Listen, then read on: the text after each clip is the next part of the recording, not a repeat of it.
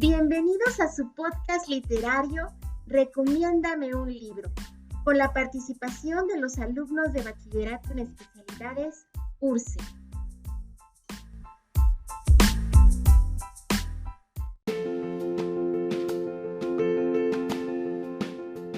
Es un buen día para platicar de cómo una persona puede dejar huellas imborrables para la sociedad. Y por ello, nos acompañan Fátima, Camila, Melanie y Julián, del 3 veces heroico segundo C, para conversar un poco de estas trayectorias que se entretejen en el libro que hoy nos recomiendan, Había una vez mexicanas que hicieron historia. Hola, bienvenidos a este podcast donde hablaremos de mujeres que deberían ser reconocidas por todos los aportes que hicieron en el mundo siendo mexicanas. Abordaremos temas los cuales tuvieron importancia en la historia de la mujer, para que así fueran libres a su derecho de expresión. Estaremos con las sufragistas. Estas fueron feministas que dieron rostro y lucha para que las mujeres lograran su derecho al voto. Esto significó un gran movimiento en la historia. De estas surgieron diferentes sufragistas en todo el mundo. Comenzaremos con las principales sufragistas mexicanas, como lo fue Ermila Galindo Acosta, que ella fue la primera mujer en postularse como candidata a diputada. Ganó elecciones y la dejaron asumir el cargo por ser mujer.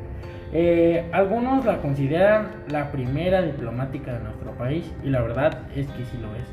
Como fue muy tenaz, ella logró convertirse en la primera mujer congresista federal en México, dejando así huella en la historia. Otra diputada igual fue Elvia Carrillo Puerto, que se conocía como la monja roja del Mayap por su activismo en favor de la mujer. Como lo mencionaba, fue una de las primeras diputadas mexicanas. También promovió el voto al derecho femenino. Yo hablaré de Laura Esquivel, que además de que cocinaba, era una mujer que estaba atada a la ideología que tenían en ese entonces, que era como de la mujer solo podía cocinar o solo podía hacer ciertas cosas. Ella demostró que cocinando descubrió su pasión, que también era escribir historias, y por eso decidió estudiar teatro y creación dramática en el Centro de Arte Dramático y se puso a escribir programas para niños, porque entre otras cosas también era educadora. Ella demostró que una mujer puede recuperar grandes cosas de su vida para escribir historias mágicas sobre mujeres fuertes. Así fue como logró descubrirse escribiendo y cocinando. Seguimos con María Izquierdo, donde a ella le interesaba mucho el arte desde una pequeña edad. Así que se inscribió a la Escuela Nacional de Bellas Artes, donde su profesor fue Diego Rivera. De ahí se tuvo que salir y su profesor fue Rufino Tamayo, donde ahí encontró su estilo. Empezó a apoyar a las feministas con su trabajo e hizo que las mujeres siempre fueran las protagonistas. Y para ese momento no era bien visto en México, por lo cual hizo mucho de qué hablar en todos los periódicos. En la actualidad, sus pinturas son apreciadas en todo el mundo, donde el tema principal fue la mujer como símbolo de fortaleza, lo cual era poco común en su época. Después seguimos con Juan Cata. Es reconocido como una empresaria orgullosa de sus raíces zapotecas, autodidacta y mujer adelantada a su época, ya que hizo que las niñas fueran a la escuela y trajo la modernidad a Tehuantepec para su época.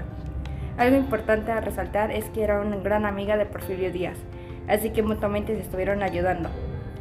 Se le recuerda por su labor y pasión en el trabajo y sobre todo por apoyar a las mujeres y niñas que lo necesitaban. También les voy a hablar sobre Rosario Castellanos, que fue una poetista, narradora y dramaturga que escribió demasiados libros y el tema más importante era la mujer, porque sabía que había una lucha feminista en todo el país y quería entender cuál era el nuevo papel de las mujeres o cómo cambiaríamos a la sociedad. Quería saber cuál era su lugar y en la lucha por sus derechos. Por eso escribió un cuento feminista que llevó por título Lección de cocinar, cocinar, callarse y obedecer al marido. El título de este llamó la atención de muchísima gente, porque también se preguntaba la desigualdad que había entre la educación que se le daba a las niñas y a los niños, y su idea era que todos somos iguales, tanto niñas como niños, y por eso debemos ser educadas de la misma manera. Bueno, también hay que hablar acerca de las mujeres en el deporte y en la ciencia, como por ejemplo Esther Chapa. Ella publicó El derecho de voto para la mujer, obra central para la lucha feminista en el país. Fue una de las primeras mujeres en ocupar la cátedra de microbiología en la Universidad Nacional Autónoma de México. A lo largo de su vida fundó varias organizaciones importantes en favor del voto y los derechos de la mujer. También se convirtió en diplomática al ayudar a establecer relaciones entre México y China, pero desgraciadamente falleció el 14 de diciembre de 1970 en la Ciudad de México. Y en el área del deporte también hay que recordar a Carla Willock.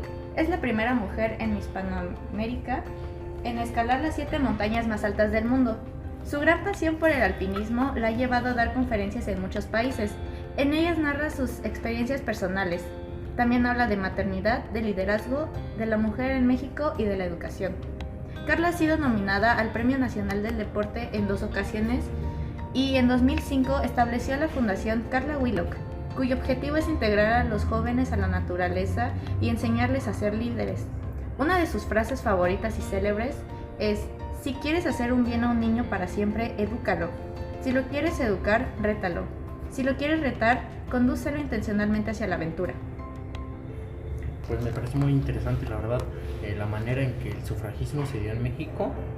¿Por qué? Porque si se dan cuenta, la mayoría de las mujeres se dedicaban a demasiadas cosas. Eran deportistas, historiadoras, enfermeras y demás, eran políticas y entre otras cosas. Las mujeres se han catalogado por querer ser lo que ellas quieren. Han logrado bastantes movimientos en México, como fue el derecho al voto.